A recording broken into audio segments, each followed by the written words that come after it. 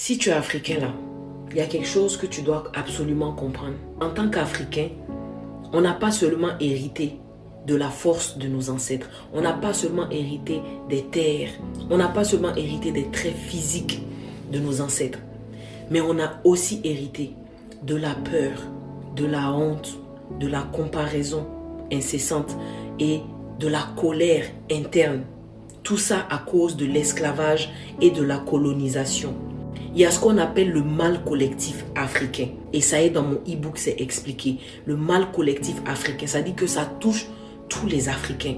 À cause de la colonisation et de l'esclavage, la confiance sociale a été brisée. Les Africains ne se font pas confiance les uns les autres. Les Africains ne font pas confiance aux autorités. En tant qu'Africain, quand je dis les Africains, je suis dedans, je m'inclus parce que je suis africaine.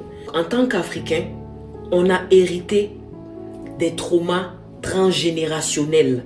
Pourquoi? Parce que l'esclavage et la colonisation ne remontent pas à si longtemps. Si tu regardes bien, tu fais le calcul, toi qui me regardes, ton père, son père à lui, donc ton grand-père, le père de ton grand-père, donc ton arrière-grand-père, a forcément vécu la colonisation directement ou indirectement. Soit c'était son père à lui, donc ton arrière-grand-père, son père, a vécu directement la colonisation, ou soit indirectement. Ça dit quoi? Au temps de la colonisation, et excusez-moi si la vidéo est trop longue, au temps de la colonisation et de l'esclavage, ce sont les hommes qu'on venait retirer par force. On venait les arracher par force. Ça laissait des familles brisées, des femmes qui se faisaient V-I-O-L-E, des enfants qui étaient, ça dit, laissés à eux-mêmes.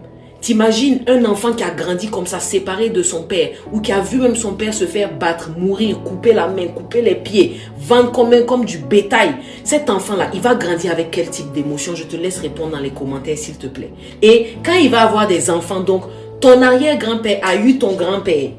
Quel genre d'émotion il a transmis? Puisque avant, on n'avait pas d'espace pour communiquer, pour libérer les émotions, pour même comprendre les émotions. Et pendant l'esclavage surtout et la colonisation, c'était la loi du silence.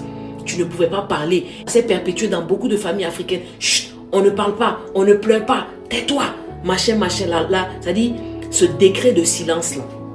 Donc forcément, toi aujourd'hui, tu as le devoir de reconnaître la douleur de ta lignée. En tant qu'Africain, tu as le devoir de faire un rituel ancestral pour libérer les mémoires de tes ancêtres, pour libérer le fardeau, pour reconnaître leur douleur.